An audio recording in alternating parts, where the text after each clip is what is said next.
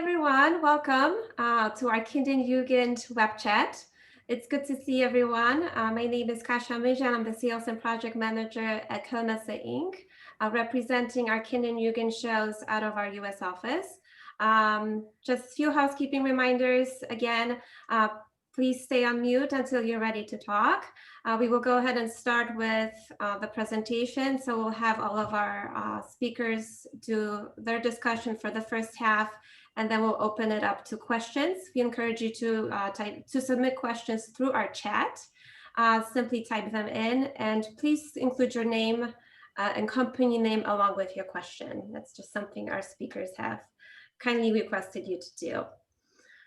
So what a year. As I was preparing the slides for today's meetup, I thought it would be great to start off by taking a peek at the last edition of Kind Jugend, which took place in September of 2019, just so that we don't forget what we've been kind of missing out on, and give a sneak peek to those companies who have never seen Kind Jugend before, who have never had a chance to attend.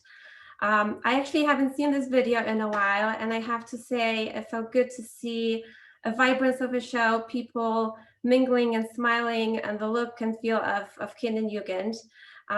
Definitely made me miss events, and it certainly made me want to look forward to the next time we will meet in Cologne, which hopefully will be in September of 2021.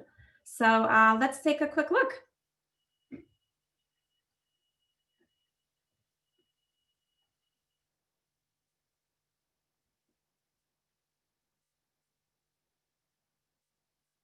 Now it seems like we're missing audio here.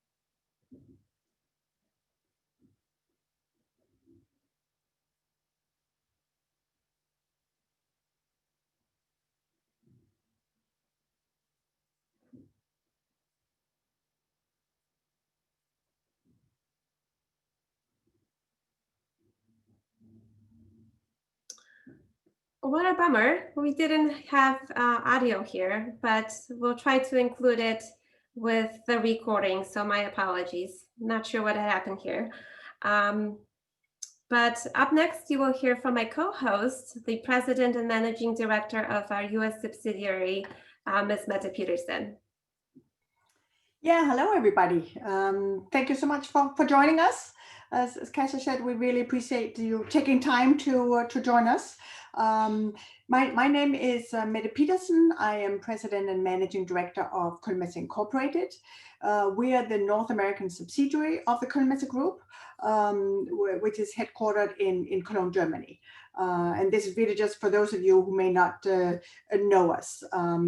We operate a huge convention center in Cologne. I think it's often called the world's eighth largest. And we organize and co-produce some 80 different events in Cologne every year. We cover some 20 different industries, and we also organize a series of different events around the world, whether it's Asia, the Middle East, India, and South America. So for the children's industry, we organize the Kind Jugend show, which, in case you're wondering, it really means children and toddlers. Kind Jugend has taken place many years, always take place in September in Cologne. In addition to that, we organize the Puri Expo and Fit Expo shows, which take place in Sao Paulo. The next shows are scheduled for April of next year. But I'm going to be very brief because I really want to hear what our panelists have to say. So with that, let me hand the word back to Kasia. Thank you so much. And especially a big thank you to our panelists for joining us today. Thank you so much, Mette. So we're here today to share our thoughts and experiences on how COVID has impacted the juvenile industry, or our speakers are. We have an amazing panel of an amazing group with us today, a combination of retailers and manufacturers. The moderator of today's web chat is Jamie Grayson. If we can go to the slide number 3 with the photos of all the speakers, please. Yes, that one, thank you.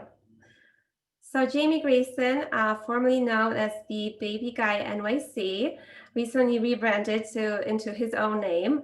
He became a renowned baby gear nerd after an exciting 4.5-year journey as a product demonstrator and personal shopper at Bye Bye Baby in Manhattan, as well as a year at NYC's Top Birth Education Center.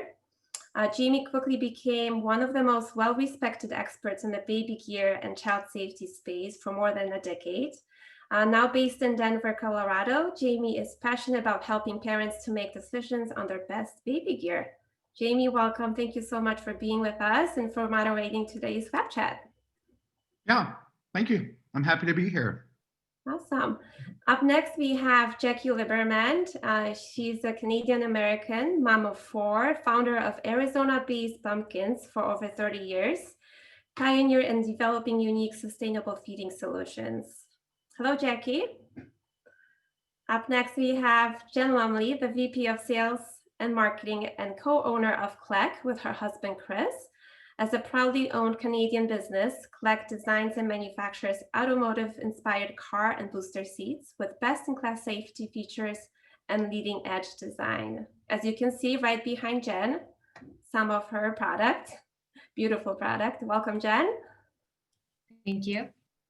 Up next, we have Emily and John Murray, owners of Modern Natural Baby. Emily opened a store in 2009 when she couldn't find a place to buy baby cloth diapers. Modern Natural Baby started in the basement as an online store, and within a year, they grew into their first brick and mortar location at 900 square feet of cloth diapers. They now have a baby store with everything you need. John quit his job in 2016 and joined Emily, and now is working full-time at the store. Welcome, guys. And last but not least, we have Ali Gurock, who's the co-founder with his wife Sherry and CEO of Magic Beans. Magic Bean has 2 brick and mortar specialty baby gear and toy stores in the greater Boston area and ships nationwide through the website mbeans.com. Ali can also be found on his popular YouTube channel, Magic Beans Video, with over 50,000 followers, where he reviews and compares strollers, car seats, baby gear, and toys. Welcome, everyone. Hi. All right. Jamie, please take it away. All right, now I'm unmuted. Is there a way to go back to full screen of like gallery view? Of all the attendees? Yeah, just because I can't see the people on the panel, and it's weird staring at my face having a Negroni at the moment. I think we just don't need to share screen. Yeah, just turn off screen. Yeah.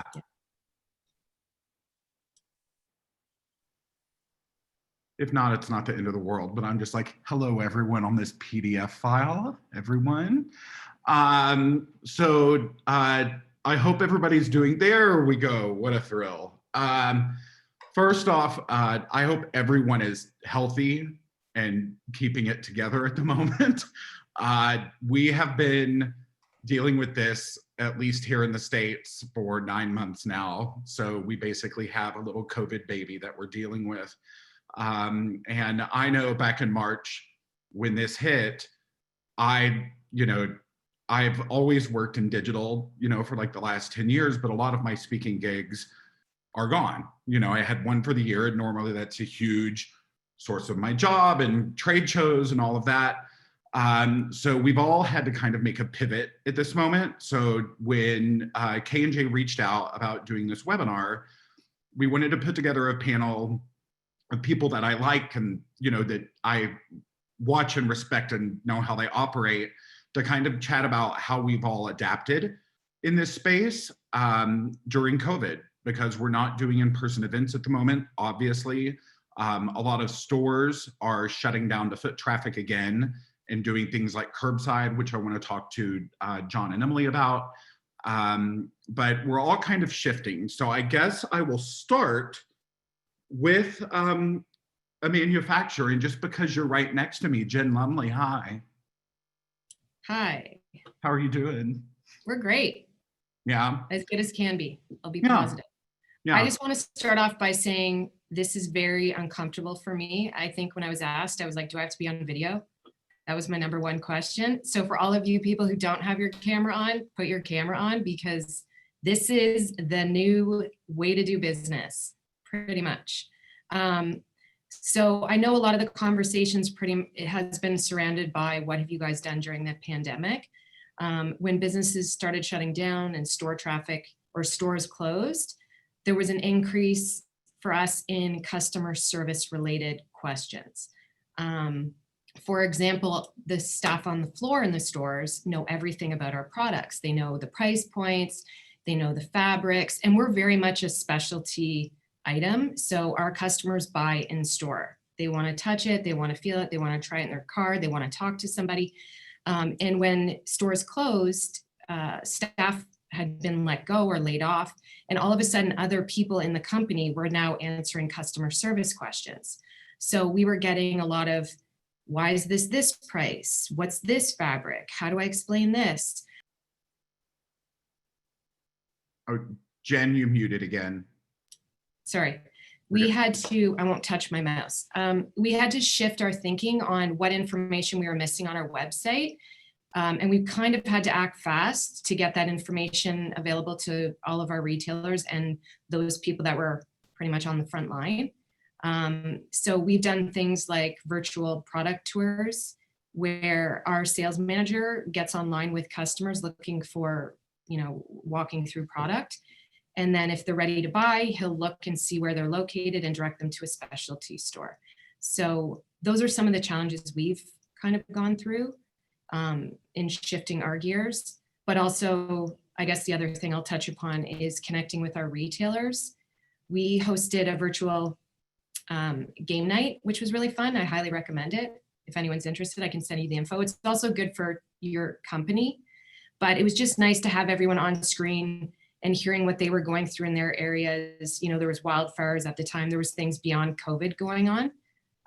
So that was a really great way for us to connect. So basically my point is get comfortable being on camera, because that's where we're headed. Yeah. Are you finding, I know several car seat companies are even doing virtual seat checks for parents. Are y'all finding an uptick in that? Yeah. So we are doing virtual car seat checks. It's not virtual car seat installations. There are quite a few people out there that do it. So for specialty stores, it'd be a good idea to partner with someone maybe that can help you. Ours is just a check. So it's a 15-minute appointment, but it is really helpful for the customer, especially when they weren't going anywhere. It gave a lot of people time to take their car seats out and clean them and then reinstall them and just check in with us also. But yes. Yeah. Awesome. We'll come back. We'll come back to you. John and Emily, we're just going to go through the grid. That's how we operate. How are y'all doing? Good, Jamie. As good as can be. Yeah, I feel like we've spent a lot of time on the Zooms together lately. Yep. Yep. Hours and hours and hours. We just did ABC for 4 days. So we've had a lot of Zoom and a lot of private conversation via Facebook Messenger. So 9 months for y'all. Why don't you talk about, the initial shutdown and then like the reopen in Michigan, and now what steps y'all have taken regarding the new kind of trend and basically going back into lockdown in Michigan and what you're doing and how social media has responded to that. So yeah, we closed a couple days before our governor shut our state down in March. We closed just because we saw other retail stores near us closing, and we thought it would be the safest way to do business. So we were doing just online shipping and curbside pickup, and we were doing local delivery as well. We were closed until mid-June, well, late June. And at that time, Michigan started to open back up a little bit. We were seeing a decrease in cases, and we thought it was a time to try it. We opened with shorter hours and less days of the week, just because we also lost half of our staff to COVID related issues. They just didn't feel comfortable working in a retail store anymore, or they had children, childcare issues, things like that. So we lost a half of our staff. So we had to shorten our hours anyway. So we did that, and then we were open until this week. I'm trying to think of what month it is. So our governor early this week did another shutdown, but it's not, retail was not shut down. She closed restaurants. She told people to work from home if they could. She closed high schools, things like that. We opted to close just after listening to her talk. We didn't, and the doctor that spoke, we didn't feel comfortable staying open any longer. We thought the safest way to do the holiday season would be curbside and online again. So, and just to add on to that prior weekend, we were super busy, right? Like we started seeing, we actually closed because we saw an uptick on our Saturday, Sunday business. And we really thought to ourselves, is this safe? Is what we're doing safe? And it's a tough question because telling a retailer that you have too many people in your store is crazy to us, right? So we have to rethink things. And then the governor spoke, and it's what we were thinking in our hearts. And then you make tough decisions, right? This is not a decision you want to do. I want to close my store right now before everybody else's. I mean, retail is not closed, but we thought this is what we feel is right. And what was that reaction like, Em? This was a hard one to decide to do because she didn't close retail and virtually nobody else is closing. So we did this and we put it out there, and the response on social media to our closing the first time was amazing. We were super happy. But when we closed this time, we couldn't believe the amount of support and positive messages that we got. We didn't get a single complaint. We didn't get a single complaint even about our governor, which there's a lot of out there right now. We didn't get anything, but we will shop with you however we can to keep you open. We want to support you. The loyalty has been just incredible. Jamie, what we found is during this time, the amount of loyalty that we've built from March until now has increased by twice as much, by maybe 3 times as much, right? As far as like, people don't care so much about the cost anymore, right? It's no longer about like, can I get this thing for $5 cheaper? It's almost who they are, right? I shop local. I shop with my retailer, and my retailer will not survive if I don't shop with them. And I feel this, right? So we're doing okay. I mean, when we've been beat up this year just because it's all kind of fallen on us, but we've built a loyalty that we've never seen before. And it's all this it's local loyalty, right? It's in our backyard. That people in our backyard telling their friends, you need to shop here. But I think all retailers are feeling the same way. Yeah. I also want to say, when we were putting together people to have on this panel, I wanted John and Emily specifically, because I've known them and we've done events together for years and they're a hoot. But I have watched, you have Elliot Magic Beans, who we'll get to shortly, who's always had like this digital and YouTube presence. It's one of the things that's how we met. And y'all at Modern Natural Baby, I've seen such a huge uptick in the content that you're putting out in terms of videos and lives and what you're doing. So how has that process been for you? And have you found it effective in kind of getting more consumer interest and increasing your sales at the moment? And how much do you hate doing them? So many people hate doing the lives. Let's just get that out of the way right now. It's not well, an easy skill set. when we first closed, we decided we really needed to I mean, it's really hard to shop on a website when you're not in a store, especially our store has a lot of products. So when you can't browse around, we figured we needed to start doing Facebook Lives to show people what we have. So, and we were getting in such different products to focus on like bigger kids and at-home learning and stuff. So we decided we needed to do Facebook Lives, and it was a huge hit.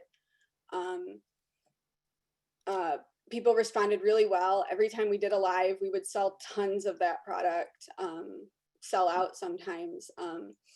So when we closed the second time this week, we decided we would do it twice a day, every day, because it's the holiday season and we have to somehow show people what we have to buy for their kids. But Emily did a makeup demonstration and everything got sold out, right? Like not a makeup demonstration. well, People love a makeup tutorial. my nails, it was fantastic. I'm not a beauty blogger. I just showed that we have kids makeup. But it does make a difference, right? And Jamie, we just did it because we had to, right? That's the best way to do it. You're like, how about if you don't do this, you don't survive? And so I think that is probably the biggest motivation is like, I got to do it, right? I know we've been saying we got to do this, got to do this. Now it's really, we have to do this. And to answer your question, do we hate it? We actually don't. Yes, we do. Sometimes. We do sometimes. But well, it's nice having two of us because like I would hate it if I did it by myself. But what we found that people really like John and Emily. They really like the relationship that we have and the way we talk with each other. And they like the we often think that we are a hot mess on videos, but I think people like that. That's good. And they like the realness of it because we are a married couple with children and you can tell. Like Emily will cut me off, right? Like I'm talking and she'll just come in, but it's us, right? And I feel it's authentic. And that's what, now like with Ellie, he does it so perfectly. It's everything smooth and graceful. Professional. And professional. And if we go that route, it's not us, right? Like when we go in there, it's just like, wow, how did he keep it together for 3 minutes and 42 seconds?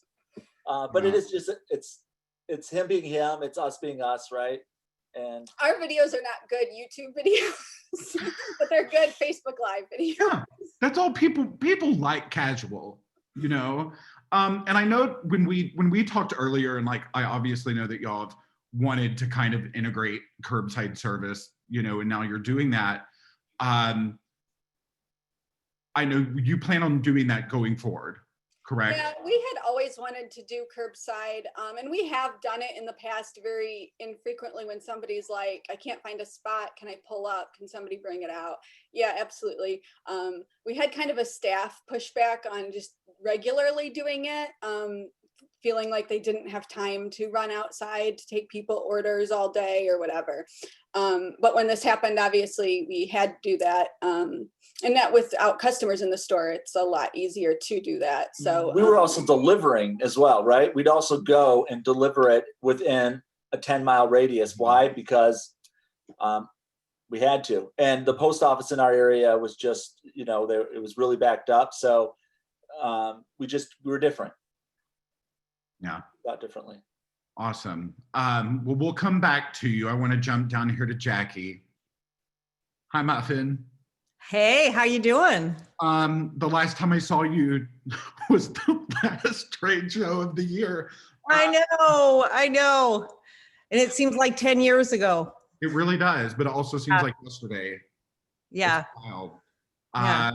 So from a brand perspective, obviously y'all do a lot of digital. You just did the campaign with Born This Way Foundation, and y'all have always kind of pushed for a lot of digital content, but how are y'all shifting? How are you, reaching manufacturers? And I know specifically from dealing with, that hot mess that works for you that I love, Sarah. You know, the Yes. virtual trade shows that y'all have been attending Yeah. seem Yeah. to be going pretty well. So talk a little bit about that and what you're doing in terms of manufacturer outreach and relationships. Well, I have to think that the two main areas for us that COVID has changed is obviously the marketing. How are we reaching our customers? How are we communicating, showing our new product? But there's the whole other side of it, which is the supply chain issues. Mhm. And so, you know, both sides were incredibly stressful, having to kind of scramble and make sure that we had supply, because when COVID first hit, as we all know, it was hitting in China first. And for anybody who does any supply chain or any production in China, like right now, we're getting ready for the next Chinese New Year shutdown, and that's usually middle of January for about a month. So you're queuing up all your orders for before and after the Chinese New Year. You're trying to bulk up because you've got a month without supply. But last year, or this current year, last Chinese New Year, the factories didn't open. So all of a sudden realizing that we weren't getting our shipments and that the inventory that we had was the inventory that we had for some unknown amount of time, that was definitely a scramble. And then strangely, because communication probably wasn't, like, no one really knew what was going on. We saw China closed for about 2 months. But then when they started opening up, production was not up to capacity. They had a lot of work to do to get people back into their factories safely. So it was essentially almost 3 months without production. Then we were down to just fumes of product by then.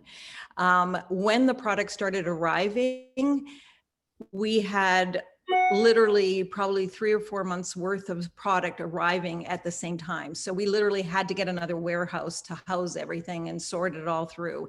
So there was a lot of just scurrying around, trying to get space, trying to figure out how to accept it all in. Also, during that whole time that we were a little bit dry, we had issues with purchase orders that were supposed to ship and that couldn't ship, and we're substituting people into what we did have versus what we didn't have. And then all of a sudden we were drowning in product. And so it was kind of joyous, but it was shifting who was shipping, who was taking orders, I mean, who we could ship to. And at the same time, our marketing had to also go way more digital. I think our last show where we saw you at was Toy Fair. Mm-hmm. And then we were ready to go to do housewares in Chicago. And we had built our beautiful, huge booth. And then the show was canceled. So what we ended up doing was putting up the booth in one of our warehouses. And then we got all of the sales team with their ring lights and their little trolleys. And we started doing virtual shows using our booth, making sure our product looked really good on, like, typically the reason that shows work for us so well is it's really nice for the retailers to be able to see how our product merchandises together. So with us just sending somebody a couple of items without giving the impression of how it can merchandise, what looks good together, how to buy properly so you can sell everything successfully, we needed to be able to convey all of that. So that was our first virtual show, was just like, hey, we're here, we're ready to sell, come look at what's new. And then we just started rolling with those. We left the booth up, and we just started taking sales appointments, and we could Zoom and have appointments. Sarah, the rest of the sales team could talk to customers and feel a little bit like we were in a selling environment instead of just being behind your desk and looking at spreadsheets. But really, there was a lot of scramble, because also you have to remember a lot of retailers shut. So purchase orders were still some were getting doubled while others were getting canceled. And it was definitely a huge scramble. The other issue was, of course, product development, because product development was hitting a lot of starts and stops. And with that huge delay in receiving product, there was no sense to push new product when the existing product hadn't even been received. Things that we thought we'd be getting in February, we weren't really getting until June. So for most people, maybe, you know, we're not that seasonal. It's not like we have a summer line and a spring line, but I know for any of the manufacturers that are in more of, let's say, a fashion or something that's impacted, there really wasn't time to really develop a second line. We really had, just, when products came in, we pushed them, but we definitely skipped a season of new product development. There was no way we could do it. So now we're sort of catching up on a lot of that stuff. And all of a sudden, just the reality that this is the year ahead, most likely. Like we're looking forward to 2021. Why? Because it's better to look forward than to look backward. but it is kind of weird to go through, you know, year two of no shows, you know, getting better at doing all the digital, but still really missing the interaction. Yeah, I think that's the hardest thing about it. And like, obviously trade shows are different for me because I'm media, but at trade shows, it's like where you get to see people and check in on humans and hug everybody and have drinks in the booth and like live your best life, you know? And when it's all just a panel of faces now, which is great. It's why I wear glasses. I'm very tired of being on my screen all the time. These are blue light glasses. They save your eyeballs. And like, thankfully we have technology to do this. But what, in terms of digital going forward, and obviously if you don't have answers for this or don't feel like answering, what are some tactics as a manufacturer going forward that you're thinking about implementing and like doing for the next year of Coco? Well, we've actually done a lot. We've got a lot of different staff that we're filtering in that are a little bit better at digital. So we're kind of growing the digital side of things. The other, probably the biggest thing we did was we built a studio. It's just being finished right now. So we've built ourselves a nice video studio with a working kitchen. We've got a ton of content planned. You know, our goal is to support our retailers. We make a lot of small accessory products that we prefer to sell through retailers. As much as there is sort of that push of buying from our own website, it's really not our business. It's also you know, it's important to have it for the branding piece of it, but we're here to support our retailers and make sure that their customers know about our products, because people, first of all, now, even if they are going into a store, they're doing a quick blitz for what they need. They also, I think consumers want to have the assurance that they're buying in good quality and a brand they can trust and all that kind of stuff. So our main objective is to give retailers tools to be able to support our products and to help customers understand our products better. So we put a big focus on our new video studio and the content that we'll be producing to support our products behind that. And then we're also looking to do more and more of the digital content. The amount of social content and just strategy that we've been doing is really, you know, something we've never done as much of. And it's going to be certainly mission critical, really mission critical. And this is also, I mean, your social is in-house as well. And just really quickly, I just want to stress how important I think this is, because brands that do not have at least one person in-house, at least helping with their social media, that's not like part of the brand DNA every day and they're around the product, I think it really does a disservice to companies if all these companies outsource their social media to PR firms that are handling 10, 15 different brands. And I know that's a lot to take on for some companies, but I think it's very important because you kind of get the feel of the company. There is so much that has to be done. It's an incredible amount of staff to support the social marketing. Yeah. Well, we'll be back. Ellie. Hi. Hi, Jamie. Hi there. How are you doing? I'm feeling lots of feelings by hearing all of these like wonderful friends speak and hearing all about the innovation that they're doing in their businesses. And can I just talk a little bit what I've been hearing about from what I've seen so far from Jen and Emily and John and Jakki. I think that number one is that this has just given us the opportunity to sort of just like question like held like assumptions and truths we had about our businesses.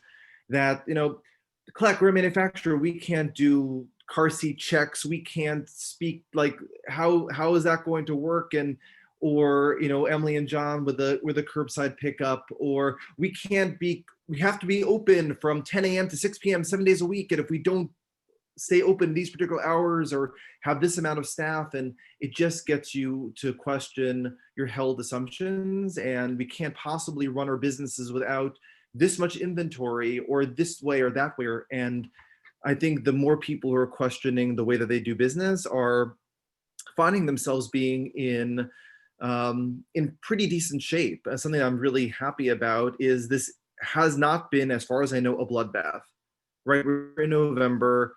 We're all still here. A lot of our friends who have stores in companies are still here, are planning to be here in 2021. So this was not a bloodbath. And people have worked really damn hard this year to stay afloat. Like John was saying that before, right? It is really, really hard. It is a grind every day. I can't speak from manufacturer side, but from the retailer side, I can say that it is a grind every day. This is my 17th holiday season and I'm not done grinding. It's crazy. But the opportunities to, so to do all these new things. I know for us at Magic Beans, we started charging for stroller and car seat in-store consultations. Like if you want to touch a product in a store, you have to give us a $50 deposit for 45 minutes of our time. And I got literally some of actually people who have other stores, not in this industry, in other industries, like, are you crazy? You're going to charge someone? I'm like, you give me $50, I'm going to give you a $50 Magic Beans gift card at the end, right? And like, no one's going to sign up. That's not true. People are signing up. And number one, it stops showrooming.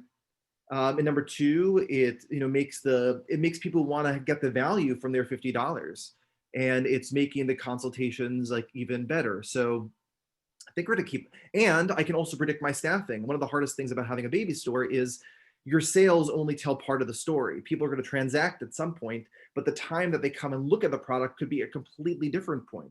So if it's like, right, so Emily's nodding her head, right? It's Tuesday at 2 p.m. and you have like your worst person on, and all of a sudden your best expectant customer pulls up in their Range Rover and like, like you can predict and you can schedule so much more efficiently. You don't always have to have 3 people on or 2 people on or whatever it is. You can predict it so much better. I'm just rambling, Jamie. You haven't even. No, you're not. Listen, I'm the king of rambling, so it's fine. So obviously, you've always done digital. You have the YouTube channel. It's very quality content. Yeah. It's all about the content. But what have you implemented? I know you've gone into virtual consultations as well. Yeah. And there are other. I won't. Just because we've had conversations, I'm not saying anything, but what, in terms of the virtual consultations, have those been a good thing? Will you keep those going forward? We are absolutely going to continue virtual consultations. When we were closed, similar to Emily and John, we did lots of Instagram lives, Facebook lives, regular content schedule. It's like good and it's terrible. It's a hungry pony. You have to constantly feed it, and it's just like a lot of pressure. Once the stores opened, it became very hard to sort of balance the in-store customer, the digital, like putting stuff on Facebook, Instagram consistently. But the virtual consultations have been great. We put in an acuity schedule on our website. There are lots of different, apps that you can like put onto your website where you can just like book people to come and learn about your products. It's really great. Again, you could schedule the time.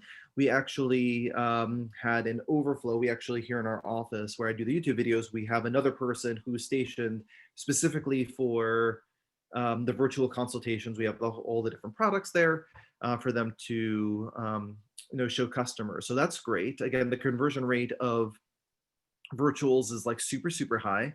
Having that type of one-on-one interaction with customers like via Zoom is great. Obviously we do it with a phone as well, but it just gives the opportunity for folks like us or folks like Modern Natural Baby to like reach a reach a larger audience. I mean, it's right. It's, you could look at this in lots of different ways, right? So we're all kind of, I think we're working kind of symbiotically in the industry. I don't actually think there's anyone yet who's trying to do some sort of like maybe major land grab.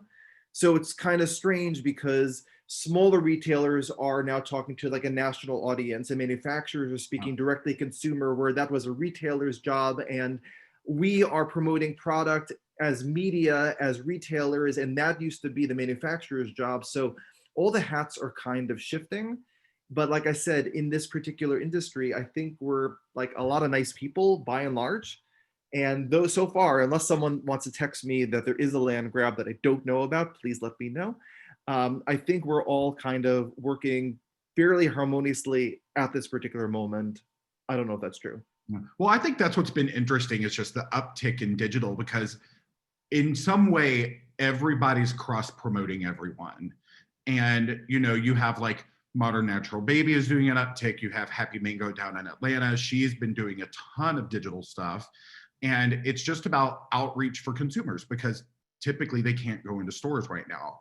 So if I am doing a stroller video on Facebook, I give several links, like where to go find it, whatever, but then people at least have the information in their head, and then they can like go find a retailer in their area. So I do think like it's kind of the old saying, like all publicity is good publicity, you know, like bad publicity, like they at least know names now. An Instagram DM is so powerful. It's so powerful. And, you know, the way you can cultivate that, you know, whether you're a brand or whether you're a retailer or whether you're a media, you know, there's so much business and there's so much like money on that little like red dot if you cultivate it. But you're right, Jamie, you have to keep putting it out there. It was just so earnest. An Instagram DM is so powerful. And that's correct. Like, any kind of communication now is very, very valuable. And I think, you know, one of the things, you know, I mean, Ellie, I've known you for 84 years now, I think. And, you know, we've always kind of been like digital natives, or whatever the children call it now, you know, like digital's our spot. But then you look at a brand, like brands across the board. It's like you have to figure out what you're doing with your social media. You have a company like Bumkins that is feeding based. There's an opportunity for education there. You have a company like Clek. It's why I wanted Clek here. Clek is a car seat company. There's a lot of really good informational and educational content you can pump out as a car seat company. But I think a lot of these other companies, you know, yes, there's an educational component to strollers and how they function, but it's not something you're going to come back to over and over and over for information, really. So you have to kind of figure out what you're doing with social to reach people. And Jen Lumley, I'm coming back to you just because I know this is your favorite. What are y'all finding in terms of, obviously y'all always put car seat safety tips and whatnot out on your platform, but what are you finding is working better? What are you finding is not working? Just as tips for other brands here when it comes to their social content.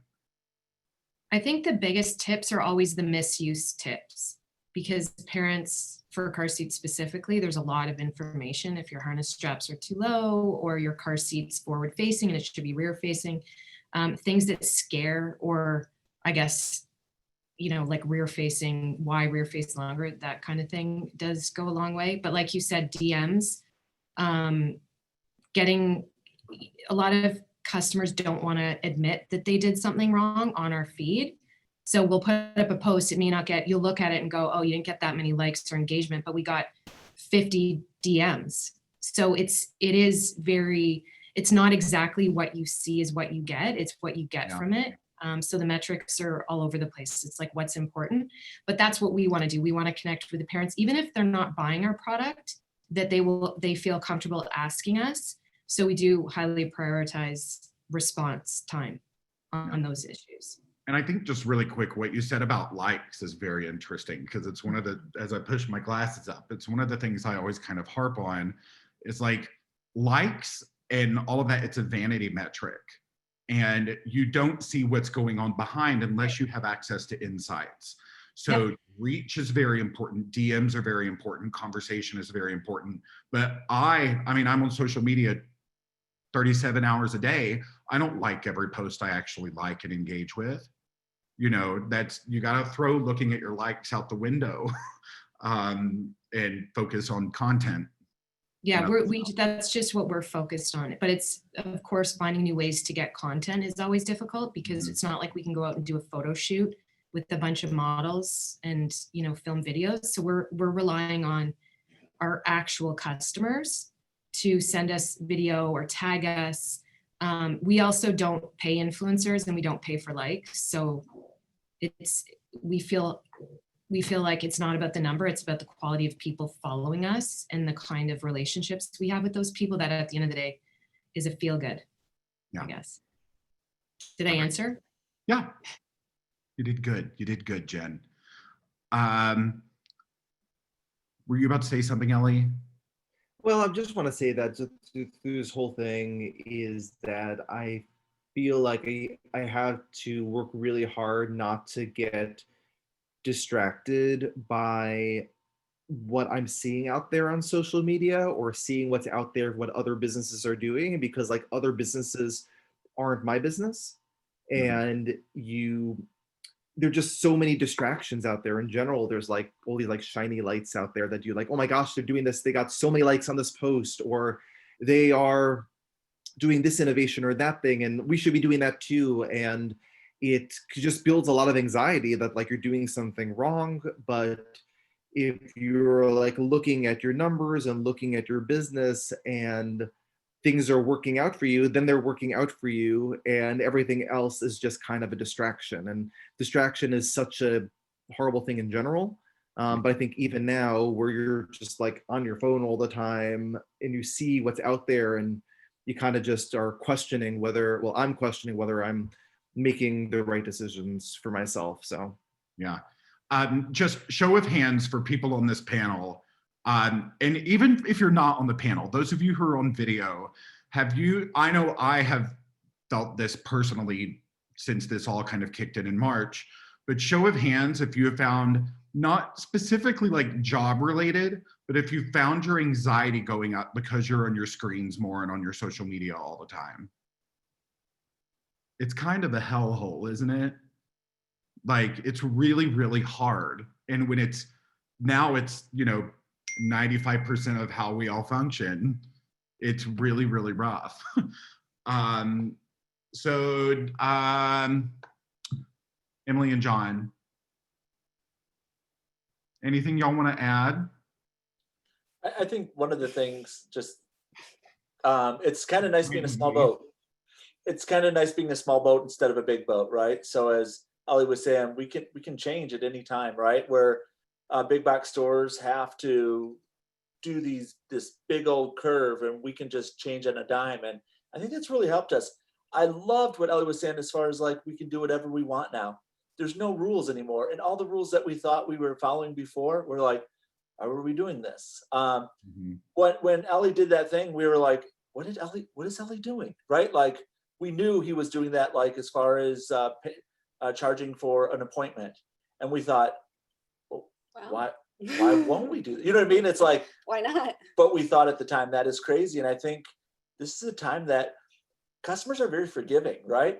They're very forgiving, right? Like we could mess up all the time and they'll still love us, right? Like right now, not that we're going to take advantage of that, but right now we're loved and we're able to do things that maybe we wouldn't be able to do before. And maybe what we can do is we can change how the momentum goes, and maybe this can stick, right? Like all of a sudden, what if more people did this, right? Well, this is not just a weird thing. This is something that everybody does. This is what the industry does. And I think we could make big changes.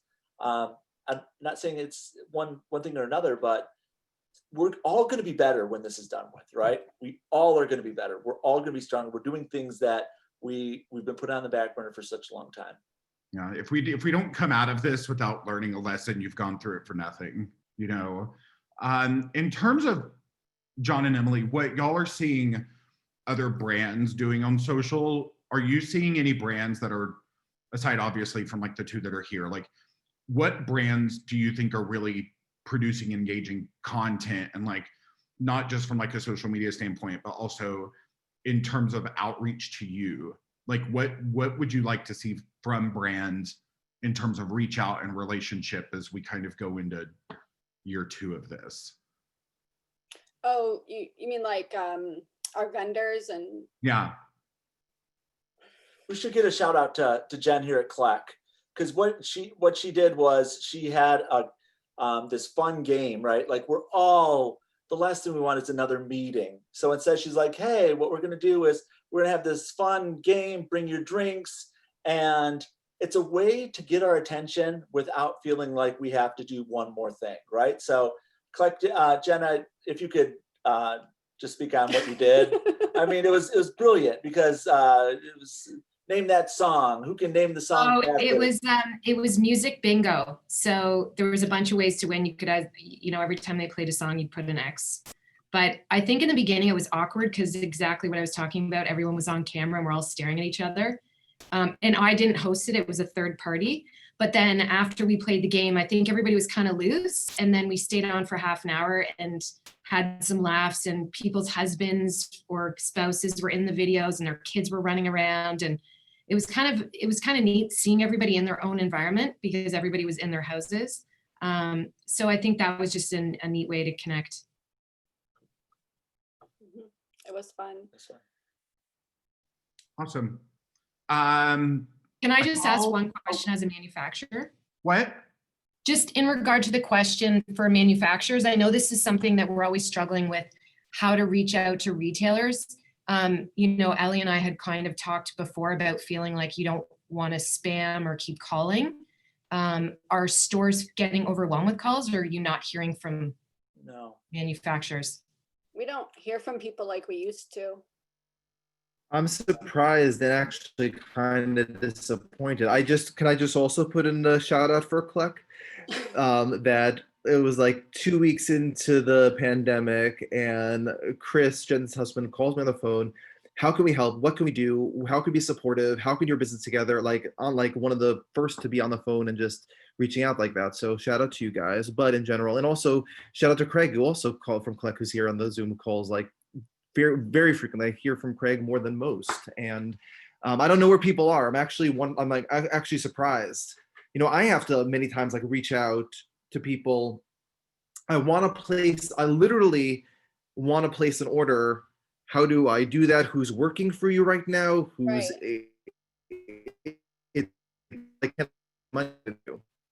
it's strange. Mm-hmm.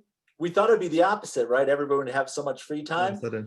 They're at home, and why not call us? But we're with Ellie. Nobody really has. Well, Craig always does. But we like that. I mean, yeah, but a lot of brands also unfortunately have laid off their sales team, account managers. A lot of people, it's like bare bones, so they don't actually have the people power to do so. But I think for us more, if you're not traveling and getting into stores, what are you doing? So shout out to Craig, but just more for us, we did have a hard time getting in touch with people. It's funny that you guys are both on here saying Craig was able to get a hold of you, because part of our conversations were just like, no one's answering the phone. Like, you're sending emails, there's no acknowledgement. You're like, okay, I don't know what that means. Orders that were pending, we didn't want to just ship without confirming, but getting confirmations back during that time, we're like, okay, just don't ship anything until we confirm. So that's why I was interested if that was an issue, but not for you guys, obviously. Well, I think this is true during COVID, but it's true just in general for a manufacturer and like retailer relationship, is that the people who we know, the people who we have on text or on DM, are the people who are going to get the sales from the manufacturer. Hey, place an order, I have an opportunity, you have an opportunity. It's those relationships that, the folks who,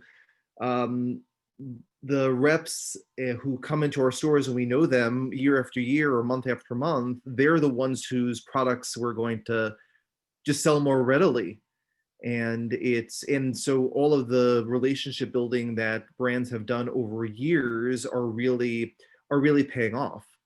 And I think that it's probably easier for people to get in touch with people who you know than people who you don't, and people who you haven't texted versus some sort of like random info email address, you know, so. Yeah. I know a lot of what we talked about has been like the digital space, because so many of us rely on that. But I mean, we're getting very close. Oh my Lord, we're hitting the hour mark right now. Because That's going to say something. just shut me up. You have to shut us up. Like, we're all talkers. So I guess we can kind of wrap this up, or like one more question, I guess, or what do you feel? Yeah, let's open up to Q&A. Maybe are there any questions? We've been encouraging people to type them into the chat, but I don't see anything. There's no questions in the chat, but the one thing that came up, which was what I was kind of going into, is like, we've been talking about digital as a way to find new customers, you know, et cetera, new parents who follow us, whatever. Is anyone doing anything other than digital at the moment from a brand perspective?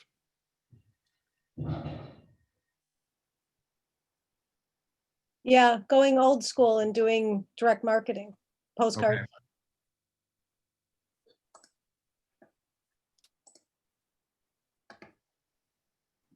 There you go. Lots of digital. Lots of digital. Lots of digital. Bless the glasses. Bless the glasses. So I will let K and J wrap this up then.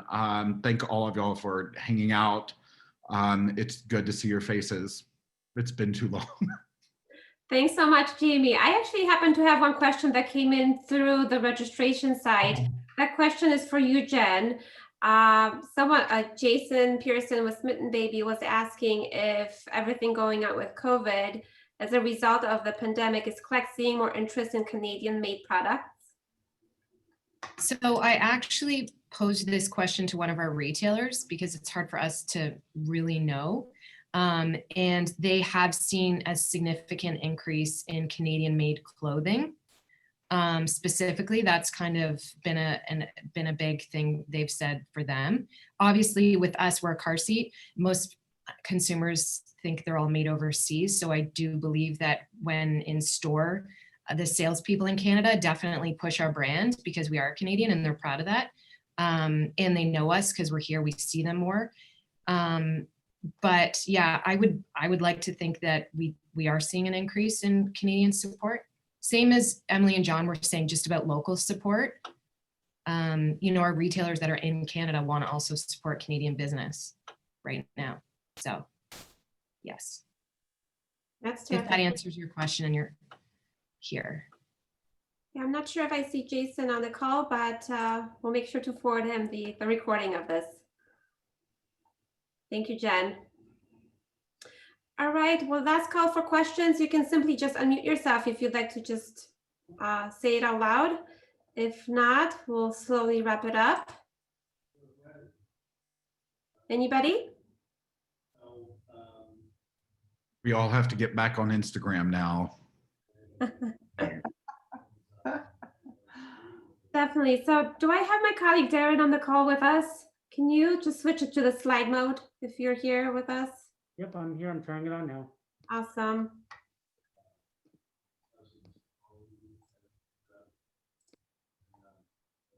Oops. All right, well, thank you so much, everyone. Definitely big shout out to Jamie for moderating the session and for all the speakers who joined him and provided very interesting insight. We appreciate all of you. I might have mentioned this in the beginning, maybe I haven't. This session was recorded, so we will share it with everybody. Here you see me again and my contact information. If you have any questions related to our shows, whether it's K&J in Germany or Prairie Expo and Fit in Brazil, whether it's visiting, exhibiting, or just getting more information, please get in touch with me. And last but not least, stay connected, join our Kind Jugend community. We have this Matchmaking 365 community where you can create your profile, post your company information, video, have actually chats with, or join different chats. Just a great way to stay, obviously, in touch with the industry, especially nowadays since we can't see each other face to face. And again, thank you all so much for being with us, for your support, and let's do this again. With cocktails.